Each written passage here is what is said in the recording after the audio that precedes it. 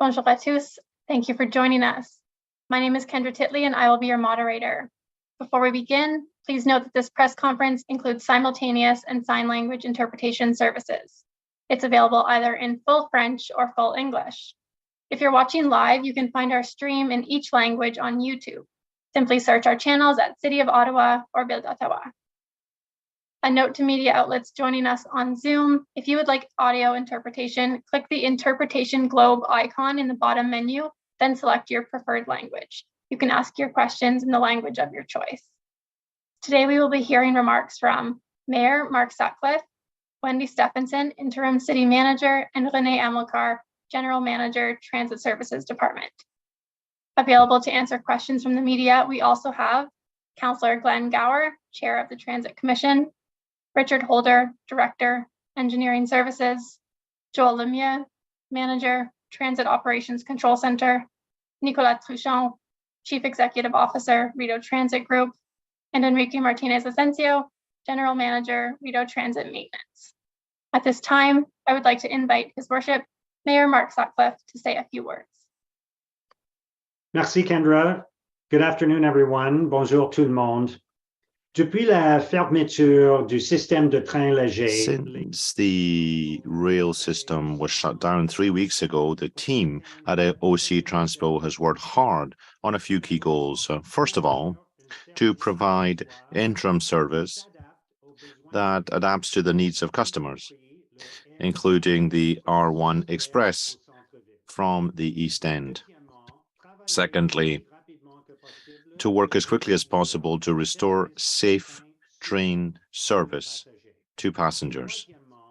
Thirdly, to initiate the permanent solutions that will ensure Ottawa residents have the system they expect and deserve, the system we all paid for. I'm happy to announce today that as a result of the work that's been done over the past few days, we will be able to resume some train service tomorrow morning between Tunney's Pasture and the University of Ottawa. This is 1 week ahead of what we had originally planned, but every step has been taken to ensure that it is safe to operate the trains on this segment. As of today, we remain on schedule for the resumption of the rest of the service by next Monday. Since the light rail system was shut down 3 weeks ago, the team at OC Transpo has worked very hard on a few key goals. First, to provide interim service that adapts to the needs of customers, including the R1 Express from the East End. Second, to work as quickly as possible to restore safe train service to passengers. And third, to initiate the permanent solutions that will ensure Ottawa residents have the system they expect and deserve, the system that we all paid for. I'm encouraged to announce today that as a result of work that has been done over the past few days, we will be able to resume some train service tomorrow between Tunney's Pasture and U Ottawa. This is 1 week ahead of what we had originally forecast, but every step has been taken to ensure it's safe to operate the trains in this segment. As of today, we remain on schedule for the resumption of the rest of the service by next Monday. This is only one step in a long journey. The critically important work to permanently fix the system continues. There are still many milestones ahead, and it will take a long time before we reach our final goal. But we are moving in the right direction. I'm grateful for the patience of Ottawa residents and OC Transpo passengers, and I want to reassure you again that I and the team at City Hall and at OC Transpo will not rest until Ottawa residents have the system we deserve. Thank you. Merci beaucoup. I'll turn it over now to Wendy Stephenson. Merci, Monsieur le Maire. And thank you, Mayor Sutcliffe, for sharing the news of safe and partial service resumption between Tunney's Pasture and U Ottawa starting tomorrow morning. I and OC Transpo staff appreciate how much this is inconveniencing our customers across the city as people try to get around, whether it's to go to work, to go to appointments, to go shopping, or to attend events in Ottawa this summer. We thank our customers and all residents for their patience as we move towards a safe and gradual resumption of service. And while the suspension of service has been frustrating, the work undertaken to date has been focused on the safe resumption of service and establishing a path for a permanent axle fix. And this is a positive step forward for LRT in Ottawa. And as you know, safety and transparency has been our focus areas throughout the shutdown. And I really hope that our actions have demonstrated that we are being open and we're committed to sharing information with the public and our transit customers. We know that customers want and deserve a safe and reliable service, and the resumption of partial LRT service is a step towards full resumption and restoration of the service. And I know that Renee and her team are listening to customers and doing everything possible in the interim to improve bus service and to provide additional transit options for Transpo customers. And ongoing communications to our residents through media availabilities and interviews, as well as updates on octranspo.com, email alerts, social media, and on-site signage is going to continue. And we realize that today's announcement is still not the level of service that our residents want and expect, but we will continue to do everything possible to make that happen safely and as soon as possible. I'm now going to hand it over to Renee, who's going to provide you with more details on the changes that you're going to see Tuesday morning. Thank you very much. Merci beaucoup. Merci beaucoup, Wendy. Bonjour tout le monde. Je suis très contente aujourd'hui. I'm very, very happy to be here with you this afternoon. As the mayor mentioned, I'm happy to give our customers some good news. Today, we can confidently say we are beginning the safe, gradual resumption of service. It begins tomorrow, Tuesday. We will have 5 single-car trains operating every 5 minutes between Tunis Pasteur and US Ottawa Station. This is the first step to restoring full O-train service. I know customers' main question will be about safety. I have repeated many times that the safety of our customers and employees is paramount. Over the long weekend, the combined team at RTG, Alstom, OC Transpo, and TRA have worked very hard to ensure we can implement partial service without compromising safety. I'm very proud of the work we have accomplished in such a short time.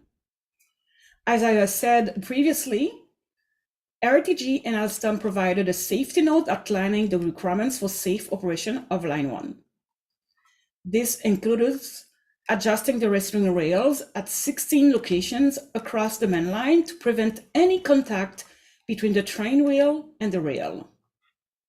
RTG and Alstom have been working around the clock to complete the required adjustment to the restroom rail between Tunis Pasteur and Ottawa stations. OC Transpo also conducted the necessary trial running through the corridor to verify that the system is safe and ready for customers. In addition, OC Transpo with TRA is conducting a final review of RTG's documentation to confirm that the requirements for partial service have been met. These documents will be provided to the interim city manager, who has the delegated authority in this matter, with a recommendation to resume service.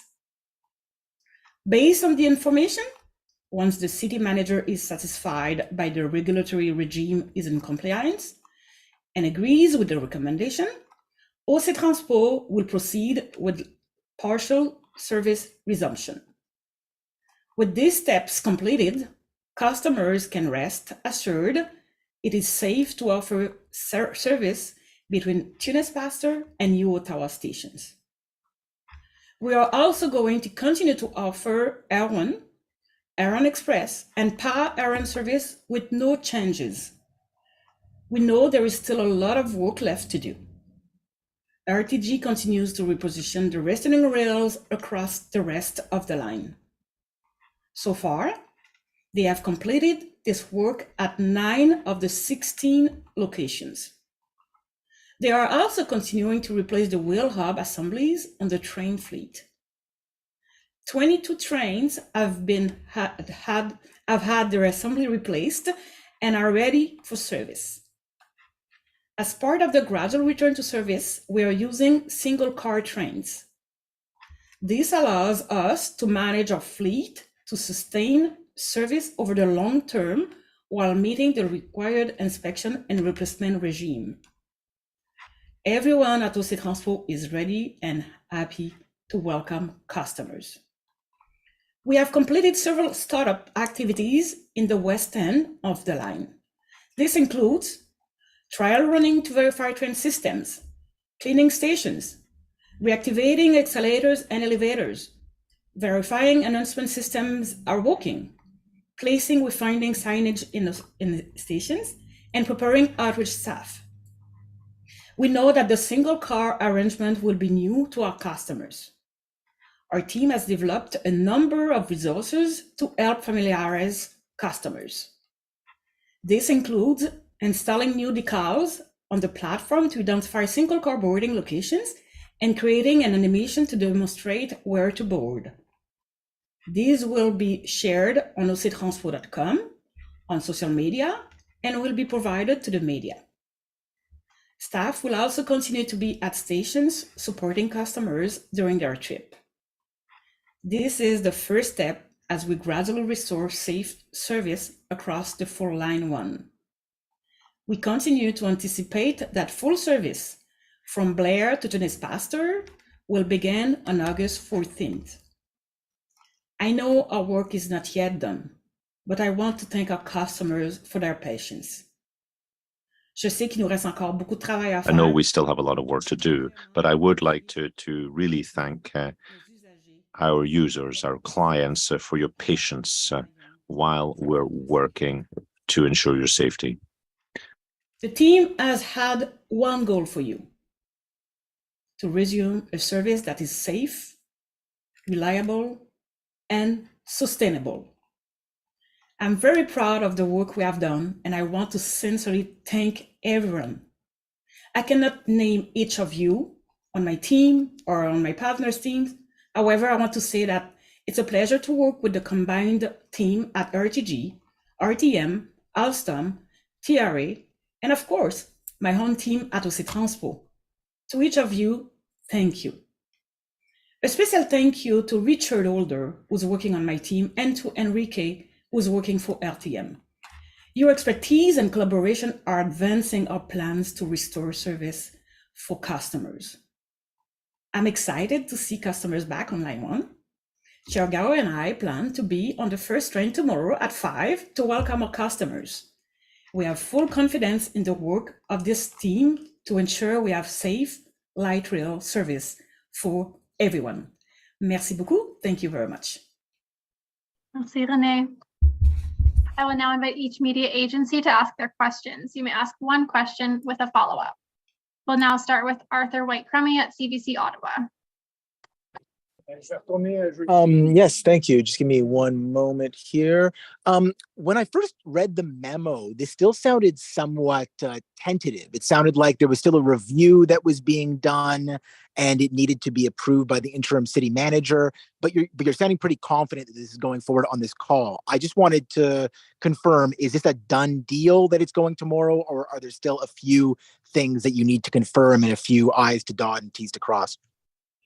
Thank you very much for the question. So the only thing that we need to do, it's purely administrative because we have process to follow. So that means I will need from a recommendation from my chief safety officer, and after that from TRA, a third party. And after that, I will need to send an email to the acting city manager to recommend the safe resume of service. Everything is is ready to do. The only thing is we need to finalize this administration part, which will consist sending emails right after this call. Okay, and just one follow-up. I mean, this seemed to kind of come out of nowhere. I mean, it's certainly good news, but we weren't expecting to hear this today. I'm just wondering, was this something that you had in mind as a possibility, or is there something that changed that allowed you to move forward with this partial resumption of service? Thank you very much for the question. So I'm very proud because, you know, as a team, and when I say team, it's not only Transpo, it's TRA, it's Alstom, RTM, RTG. We were looking what we can do for our customers safely. And for sure, we wanted to deliver the service from Tennis Pastor and Blair to Blair. However, during the weekend, we have seen a potential opportunity to be able to open the West because we have less restraining rails on the West side. And we wanted to make sure that we could safely launch those trains from the MSF to the West. So that's why we have just a little bit changed our strategy to be able to resume the service tomorrow. And that will not compromise for sure the safe return to the service on the entire line on Monday. Thank you. We'll now go to Annie Bergeron-Oliver at CTV National News.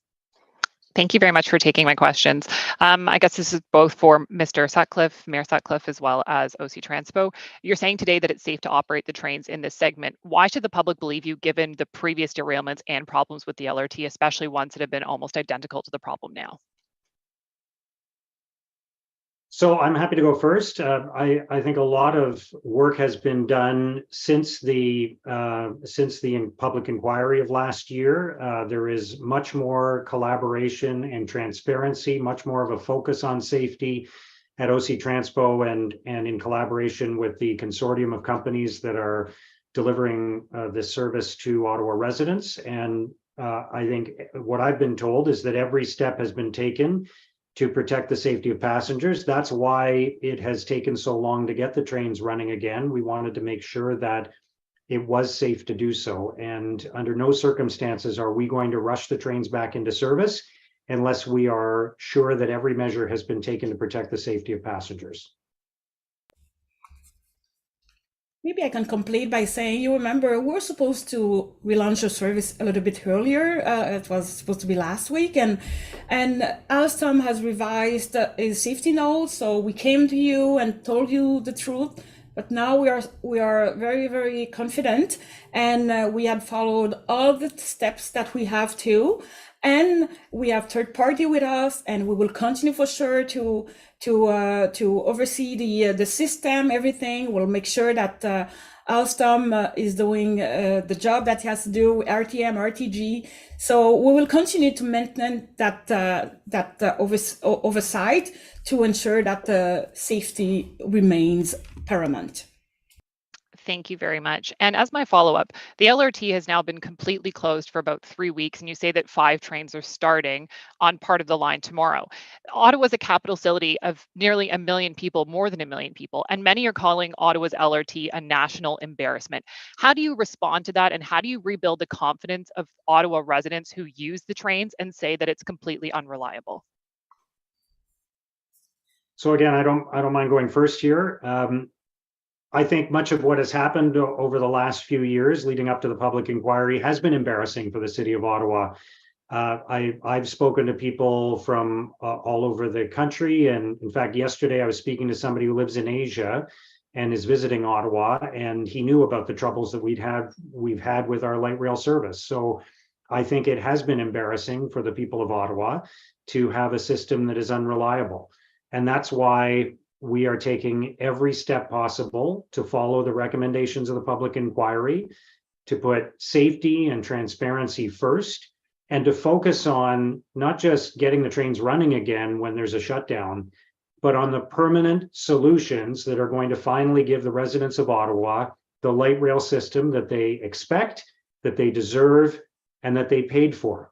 So all of the steps that we've told you about in the last few days about replacing all of the axles and wheel bearings on the trains with a new design, about moving the restraining rails, about reducing the pressure that will be felt on on the wheels of the trains and on the axles, about lubricating the tracks, especially in the corners. All of those measures are going to be about permanent solutions that will make the system safe and reliable. But I don't expect residents to have confidence in the system until it is running again and running again safely. I understand why some residents may be skeptical, but they're going to see the trains running over the next few days, and the full service will resume, we hope, by next Monday. What's really going to reestablish trust in the system is the performance of the system itself. And once the system is performing as it should, and once the permanent fixes are in place, then I think people will have confidence in the system. Thank you. We'll now go to Ted Raymond at CTV Ottawa. Hi there, thanks for taking our questions.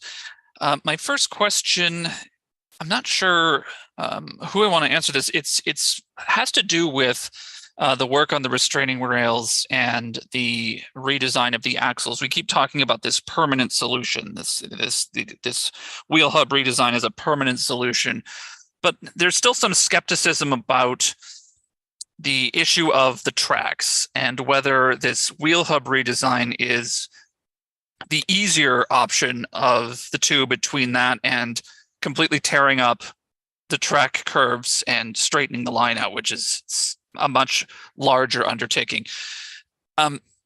So my question is how will this wheel hub redesign work as a permanent solution with the situation we have with these sharp curves that have been the source of so many problems the last 4 years? I would like Nicolas maybe to answer that question, please. Thank you for the question. So obviously, if the solution was in the track, we would be going into a different strategy. I would see that as potentially easier fix.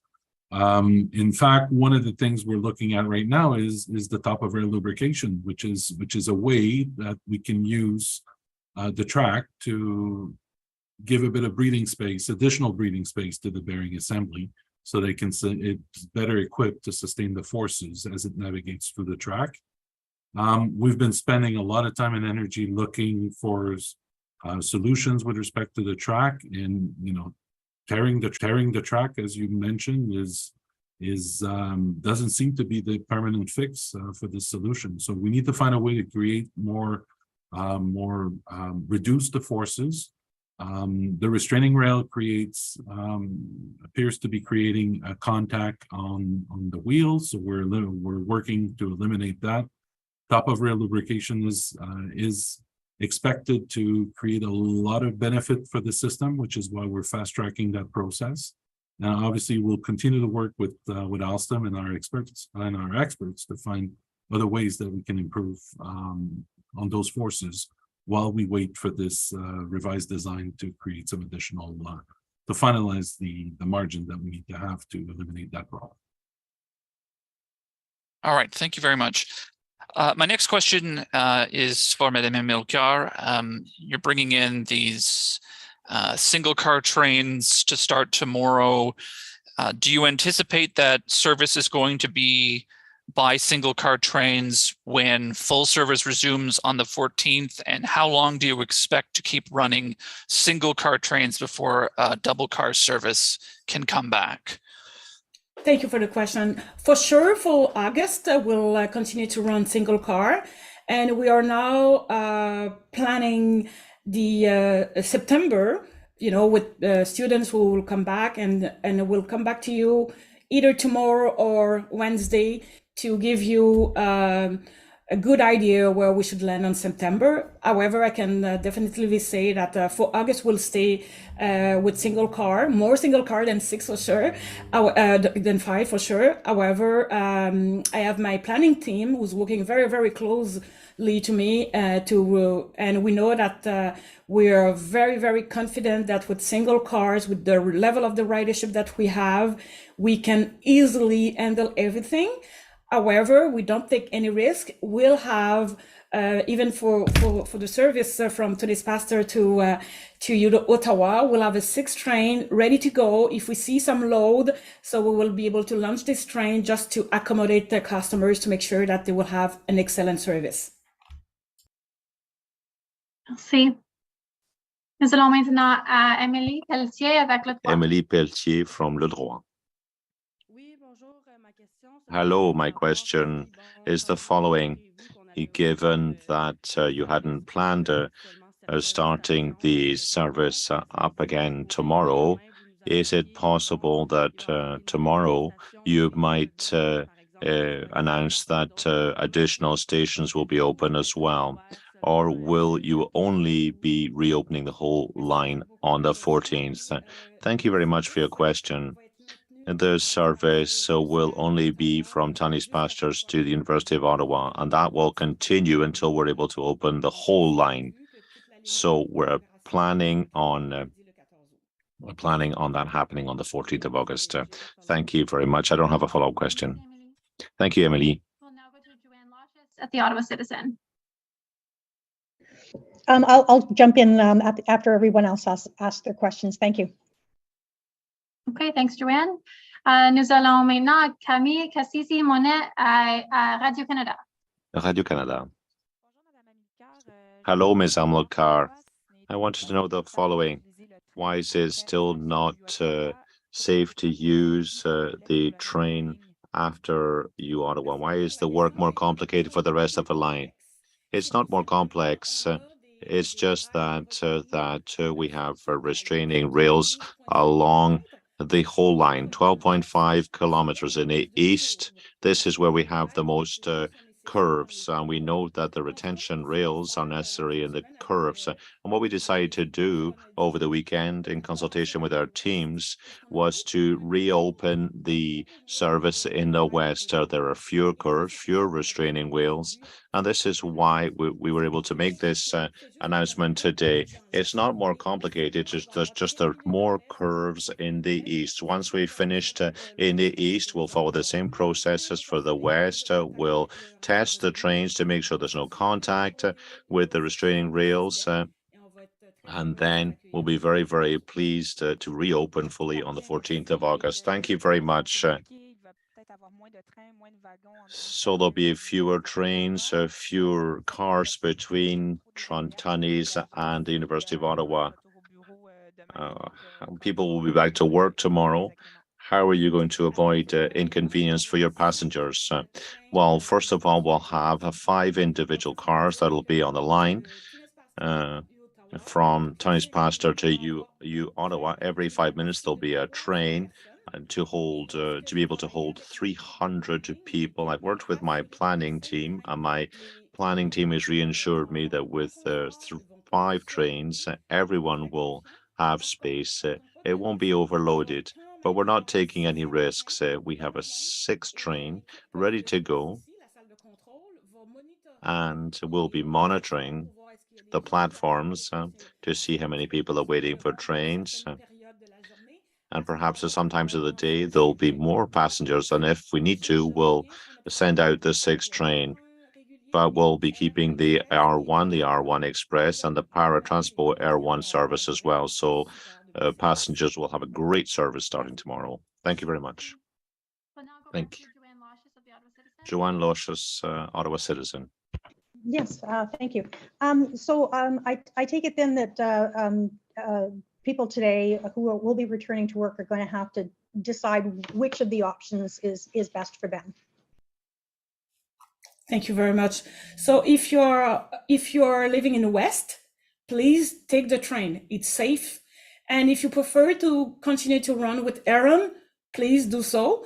And for people on East, they will have Aeron on the entire line, the Aeron Express as well, from Blair to 3 stations in downtown. And we will still provide service to accommodate people with disabilities. Okay, so I just want to make sure I've done the math right. So it's 300 passengers per train every 5 minutes. Is that correct? Correct. And that should be enough to absorb what you're seeing in terms of the ridership at this time of year. Correct. Okay, thank you. Thank you. We do have time for a few more questions. If you'd like to ask an additional question, please use the raise hand function at the bottom of your screen. We'll go to Annie Bergeron-Oliver at CTV National. Oh, sorry. I forgot to bring down my hand, but I guess I will ask another question anyway. Sorry. I'm just wondering if any of these changes are also going to be applied to stage 2. I understand construction is still ongoing. So what changes are being applied to the stage 2 construction to ensure that these issues don't continue when these new trains and the new system opens? Richard, please.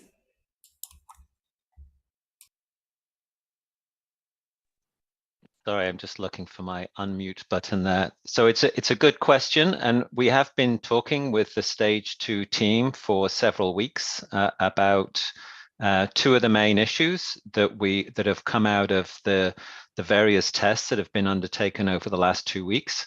So particularly the gap between the lower rail and the restraining rail.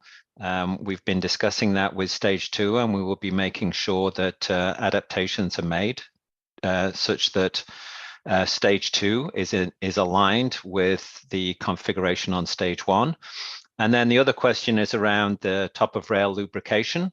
So as RTM moves forward with their design and sourcing equipment and determining the exact application of the top of rail lubrication, we will be working in parallel with the Stage 2 team to make sure that a similar system is in place and ready for Stage 2 as we expand initially to the east to Blair. So that's on the track infrastructure side. And then of course the modifications will be made to the whole fleet. So we do have an expanded fleet for Stage 2. All those vehicles will be ready to continue on the line beyond Blair and out to Innis. Thank you. We'll now go to Arthur White-Crummey at CBC Ottawa.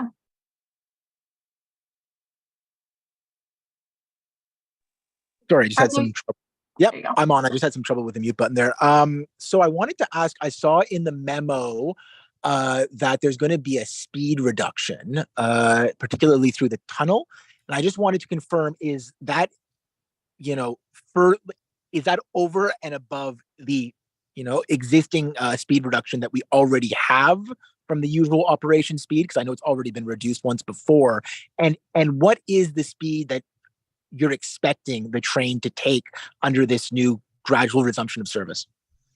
Enrique, please. Okay, thank you, Arthur, for the question. In this specific location, we have a small portion of restraining rail, which is just extended about 20 to 30 meters after the station. So the modification of the adjustment parameters in that section is a little bit more complicated because of the nature of the fastening system that they use. So what we are doing in that section is to remove the restraining rail and to place a speed restriction in that location. As it's very, very close to the station and the train is in the braking process, there is no significant impact in the operation because the speed restriction that we are introducing is 15 kilometers per hour, but the train is very, very close to that speed because of the braking process to reach the station. So we don't expect to have any kind of impact in the timetable because of this restriction. And that's close to which particular station? Well, that restriction is in Rideau Station, east side of Rideau Station, and it's going to be there just for a few days, probably no more than 1 week, maybe 10 days. We are doing some modifications in the brackets that hold the restraining rail in that section. So as soon as the brackets are back from the workshop with the new parameters, we will install and eliminate that speed restriction. So it's a temporary speed restriction, no significant impact in the operation because of the braking process of the train when approached to the stop point, and we want to be removed in the short time. Great, thank you. Thank you. We'll now go to Ted Raymond at CTV Ottawa. Hi again. I know that we're still a little ways away. It's summer. We don't want to think about it yet, but I'm looking ahead to wintertime and some of the issues that the LRT has had. And I'm curious if we have this lubrication system set up by then, you know, is the winter going to affect it in any way? Like, what kind of this isn't a freezing liquid, I'm going to assume. Enrique, please. Yeah, thank you for your question, Ted. The plan is to implement this system before the end of the year. We are working with the vendor to reduce as much as possible the timelines. So the sooner we have, the better.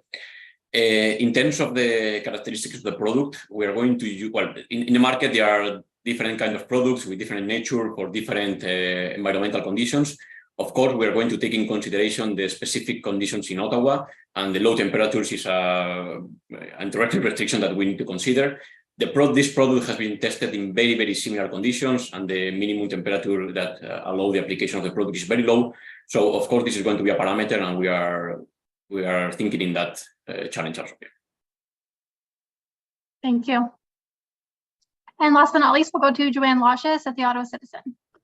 Sorry, I joined late, and you may have already said this. Can you tell me what happened in the last 3 days that made it possible to do this partial return of service? Richard, would you like to go?